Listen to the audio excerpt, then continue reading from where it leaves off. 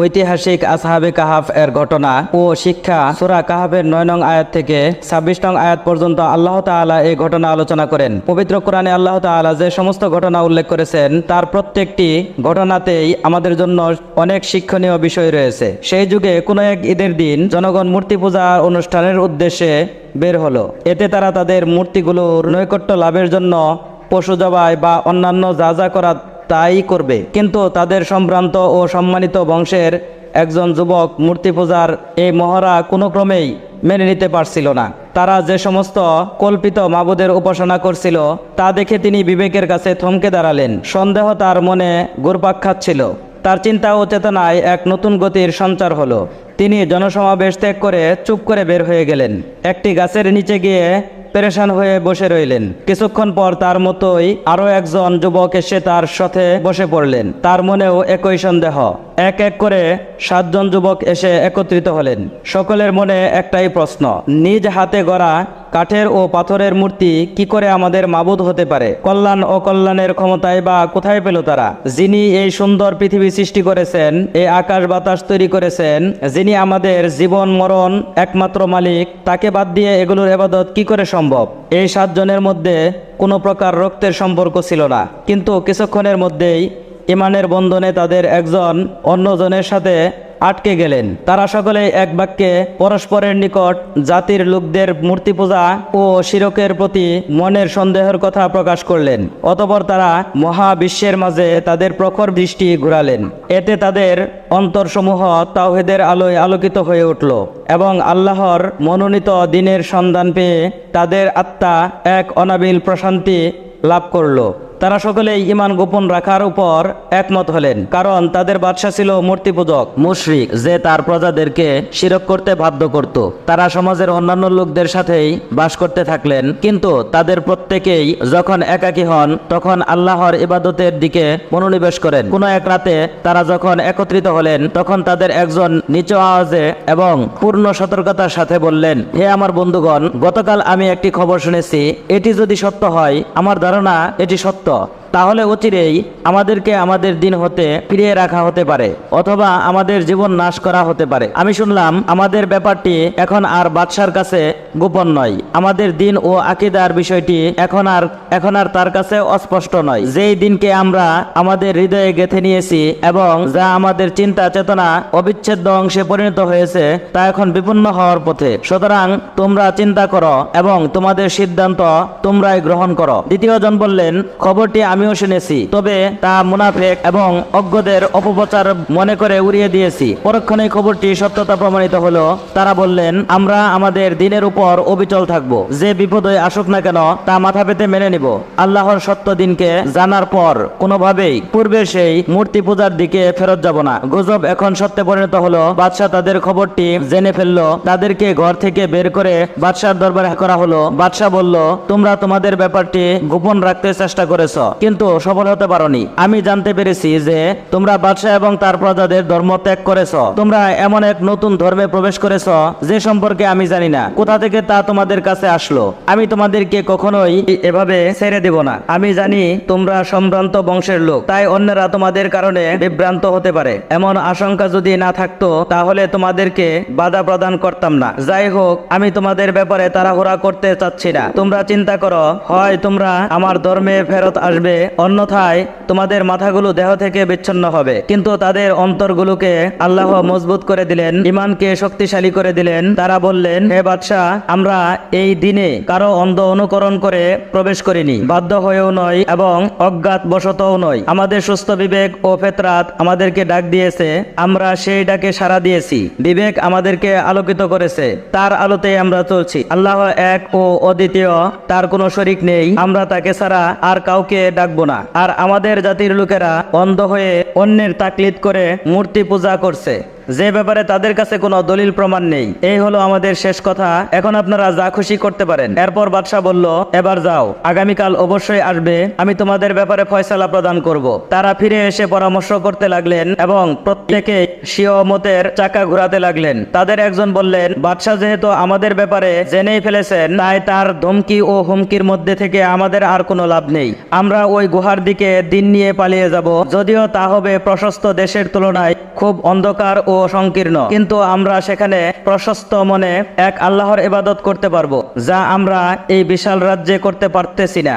এমন দেশে আমাদের বসবাস করতে কোনো কল্যাণ নেই, যেখানে আমাদের নিরাপদে আমাদের আকীদা সহ বিশ্বাস অনুযায়ী দিন পালন করতে পারি না, এবং এমন দেশে আমাদের বসবাস করা ঠিক হবে না, যেখানে আমাদের সঠিক বিশ্বাসের বিরুদ্ধে অন্য একটি বাতিল মত চাপিয়ে দেওয়া হচ্ছে। সুতরাং সকলেই এই কথায় একমত হয়ে গেলেন। তারা সফর সামগ্রী তৈরি করে নিজ দেশ ছেড়ে এক অজানা পথের উদ্দেশ্যে দিন নিয়ে হিজরত করতে শুরু করলেন। পথে একটি কুকুর তাদের সাথী হয়ে গেল, একই পথে চলতে লাগলো, তাদের সাথে ভালোবাসার বন্ধনে আটকে গেল এবং তাদের প্রহরী হওয়ার দায়িত্ব পালনে নিজেকেই নিজেই মনোনীত করলো। ভালোকে ভালোবাসলে এবং সৎলোকের সহচর্যে গেলে আল্লাহর প্রিয় হওয়া যায়। এই প্রাণীটি হয়তোবা তা অনুধাবন করতে সক্ষম হয়েছিল। পথ চলতে চলতে এক সময় তারা গুহায় পৌঁছে গেলেন। হয়তোবা তারা সেখানে আল্লাহর দেওয়া রিজিক থেকে ফল ফলাদি পেয়ে গেলেন এবং ঝর্ণার পরিচ্ছন্ন মিষ্টি পানি পান করলেন। দীর্ঘ পথ চলার পর সফরের ক্লান্তি দূর করার জন্য পরিশ্রান্ত শরীর নিয়ে সেখানে তারা সামান্য বিশ্রামের নিয়তে গুহার মধ্যকার জমিনে মাথা রেখে শুয়ে পড়লেন। শুয়ে পড়ার সাথে সাথে হালকা ঘুম অনুভব করলেন এবং সেই হালকা ঘুমের পথ ধরেই গভীর নিদ্রায় চলে গেলেন। পরের দিন নির্দিষ্ট সময়ে বাদশাহর দরবারে হাজির না হওয়ার কারণে লোকেরা তাদের অনুসন্ধানে বের হলো। এমনকি তারা সেই গুহার দরজা পর্যন্ত পৌঁছে গেল, কিন্তু হিজরতের পথে মক্কার মুশরিকরা রাসূলুল্লাহ সাল্লাল্লাহু আলাইহি ওয়াসাল্লাম ও আবু বকর রাদিয়াল্লাহু তাআলা আনহু এর সন্ধানে বের হয়ে গারে সোর পর্যন্ত পৌঁছে গিয়েও যেভাবে অন্ধ হয়ে গিয়েছিল, আল্লাহ তাআলা সেভাবে তাদেরকে অন্ধ করে দিলেন। এখানে ঘটে গেল আল্লাহ তাআলার এক বিস্ময়কর ঘটনা। দিনের পর আসে রাত, রাতের পর দিন পার হয়ে গেল, বছরের পর বছর। যুবকগুলো শুয়েই আছেন, গভীর নিদ্রা তাদেরকে আচ্ছন্ন করে আছে। বাইরের কর্মব্যস্ত জীবনের সাথে তাদের কোনো সম্পর্ক নেই। আকাশে বিজলির গর্জন, বাতাসের প্রচণ্ডতা এবং পৃথিবীর কোনো ঘটনাই তাদের ঘুমের ব্যাঘাত ঘটাতে পারেনি। সূর্য উদিত হওয়ার সময় ডান পাশে হেলে গিয়ে গুহার ছিদ্র দিয়ে সামান্য আলো প্রবেশ করে এবং আল্লাহর হুকুমে তাদের সামান্য আলো ও তাপ প্রদান করে, কিন্তু সূর্যের প্রখর উত্তাপ তাতে প্রবেশ করে না। আল্লাহ তাআলার ইচ্ছায় শরীরকে হেফাজতের জন্য অস্ত হওয়ার সময় সূর্য একটু বাম দিকে হেলে যায়। কুকুরটি তার দুই বাহু প্রসারিত করে বীরের মতো প্রহরীর কাজে গুহার বাইরে অবস্থানরত। তারা সেখানে মাঝে মাঝে ডানে বামে পার্শ্ব পরিবর্তন করছে। কে আছে এমন যে এই দৃশ্য দেখে ভয় পাবে না? গভীর নিদ্রায় ৩০৯ বছর পার হয়ে গেল। এবার তারা ক্ষুধা ও পিপাসায় দুর্বল শরীর নিয়ে জাগ্রত হলেন। তারা ভাবলেন সময় বেশি অতিক্রম হয়নি এবং ইতিহাসের চাকা গুহার মুখেই থমকে রয়েছে। তাদের একজন বললেন, হে বন্ধুগণ, আমার মনে হয় এখানে আমরা দীর্ঘ সময় ঘুমিয়ে পার করেছি, তোমাদের মতামত কি? অন্যজন বললেন, আমার মনে হয় পূর্ণ একদিন আমরা নিদ্রায় ছিলাম, কারণ যে ধরনের ক্ষুধা ও পিপাসা অনুভব করছি তাতে মনে হয় পূর্ণ একদিন আমরা নিদ্রায় ছিলাম। তৃতীয় জন বললেন, সকালে ঘুমিয়েছি, এই দেখো সূর্য এখনো ডুবেনি, আমার মনে হয় একটি দিনের কিয়দাংশ আমরা নিদ্রায় অতিক্রম করেছি। চতুর্থ জন বললেন, ছাড়ো এসব মতভেদ, আল্লাহই ভালো জানেন আমরা কতকাল এখানে ঘুমিয়েছি। মূল কথা হচ্ছে আমার প্রচুর ক্ষুধা অনুভব হচ্ছে, মনে হচ্ছে কয়েকদিন যাবত না খেয়ে আছি। আমাদের একজনের উচিত এখনই শহরে গিয়ে কিছু খাদ্য ক্রয় করে নিয়ে আসুক, তবে তাকে অবশ্যই সতর্কতা ও সাবধানতা অবলম্বন করতে হবে, কারণ লোকেরা যদি আমাদের অবস্থান সম্পর্কে জেনে ফেলে তবে তারা আমাদেরকে হত্যা করতে পারে কিংবা আমাদেরকে ফিতনায় ফেলে দিন পালন থেকে বিরত রাখতে পারে। তাকে আরেকটি বিষয়ে সাবধান হতে হবে, কোনোভাবেই যেন হারাম খাদ্য ক্রয় না করা হয়। সেজন্য সে যাচাই বাছাই করে হালাল খাদ্যটি ক্রয় করবে। তাদের একজন সাবধানতা ও পূর্ণ সতর্কতার সাথে ভীত ও সন্ত্রস্ত অবস্থায় শহরে প্রবেশ করলেন। তিনি দেখলেন কোনো কিছুই আর আগের মতো নেই। ঘর বাড়িগুলো পরিবর্তন হয়ে গেছে। পুরাতন পরিত্যক্ত ঘরের স্থলে বিশাল প্রাসাদ শোভা পাচ্ছে। আগের রাজপ্রাসাদগুলো পরিত্যক্ত অবস্থায় পড়ে আছে। তিনি এখন যে সমস্ত চেহারা দেখছেন সেগুলো পরিচিত কোনো লোকের চেহারা নয়। নদীর স্রোত আগের মতোই বয়ে চলছে, পরিবর্তিত রূপ ধারণ করে ঘরবাড়ি ও বন বনানি ঠিকই আছে, শুধু নেই আগের মানুষগুলো।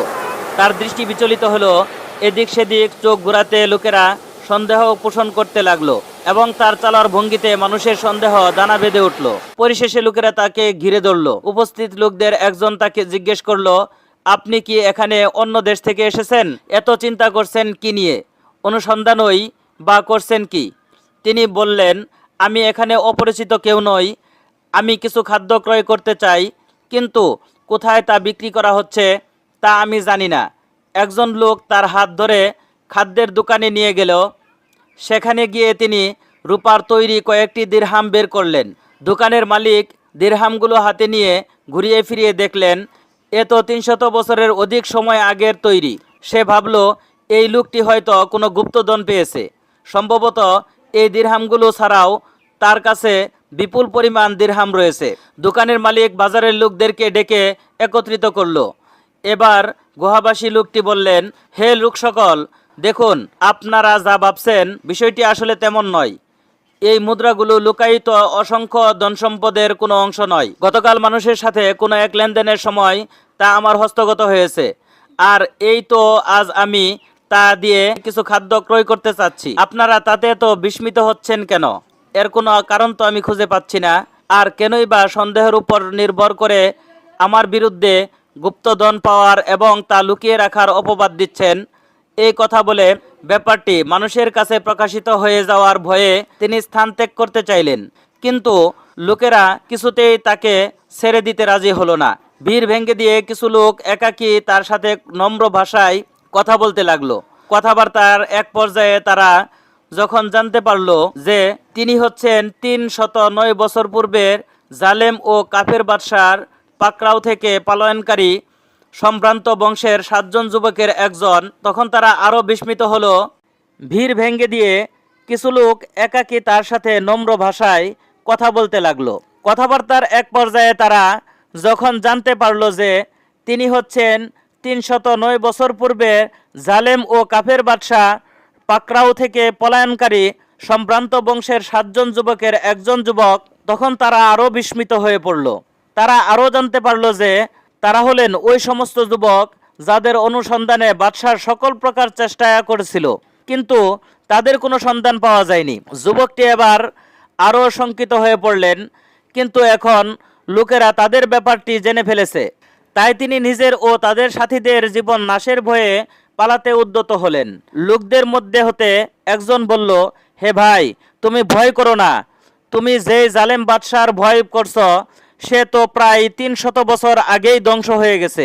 এখন যিনি এই রাজ্যের বাদশাহ তিনি আপনি ও আপনার সাথীদের মতোই একজন মুসলিম বান্দা। বুঝতে পারলেন এখন তিনি মানুষের মাঝে চলমান এক ছায়া ব্যতীত আর কিছুই নন। এরপর তিনি লোকদেরকে উদ্দেশ্য করে বললেন, আমাকে গুহার অভ্যন্তরে বন্ধুদের কাছে যেতে দাও, আমি তাদেরকে আমার ও আপনাদের অবস্থা সম্পর্কে সংবাদ দেব। তারা দীর্ঘক্ষণ যাবৎ আমার অপেক্ষায় আছেন। আমার আশঙ্কা হচ্ছে যে তারা আমার ব্যাপারে চিন্তিত আছেন। তখনকার বাদশাও তাদের খবরটি জেনে ফেললেন। তিনি গুহাবাসীদের সাথে সাক্ষাৎ করার জন্য বেকুল হয়ে উঠলেন এবং দ্রুত গুহার দিকে চলে আসলেন। তিনি তাদেরকে উজ্জ্বল চেহারায় জীবিত অবস্থায় দেখতে পেলেন। তাদের সাথে মুসাফাহা ও আলিঙ্গন করলেন। তিনি তাদেরকে রাজপ্রাসাদে আহ্বান জানালেন এবং তথায় স্থায়ীভাবে বসবাসের জন্য আমন্ত্রণ জানালেন। তারা সাফ জানিয়ে দিলেন, নতুনভাবে জীবনযাপনে আমাদের কোনো আগ্রহ নেই। আমাদের ঘরবাড়িগুলো বিলীন হয়ে গেছে, পিতামাতা ও সন্তান সন্ততি কেউই জীবিত নেই এবং আমাদের মাঝে এবং স্বাভাবিক জীবনযাপনের মাঝে দীর্ঘদিন যাবৎ কোনো যোগসূত্রও নেই। সুতরাং এই পার্থিব জীবনের দিকে ফিরে গিয়ে আর কি লাভ? অতঃপর তারা আল্লাহর নৈকট্য লাভের আবেদন করলেন, তার কাছে ফেরত যাওয়াকেই পছন্দ করলেন এবং তার প্রশস্ত রহমত দ্বারা তাদেরকে ডেকে নিতে প্রার্থনা করলেন। কিছুক্ষণের মধ্যেই তারা মৃত্যুর কোলে ঢলে পড়লেন। দেহ থেকে তাদের প্রাণ চিরদিনের জন্য বিচ্ছিন্ন হয়ে গেল। তো বন্ধুরা, এই ছিল আসহাবে কাহাফের ৭ জন যুবকের কাহিনী। ভিডিওটি ভালো লাগলে অবশ্যই আমাদের চ্যানেলটিকে সাবস্ক্রাইব করে রাখবেন এবং পাশে থাকা বেল আইকনটি বাজিয়ে দিবেন। তো বন্ধুরা, আজকের ভিডিওটি এই পর্যন্তই। ভালো থাকুন, সুস্থ থাকুন।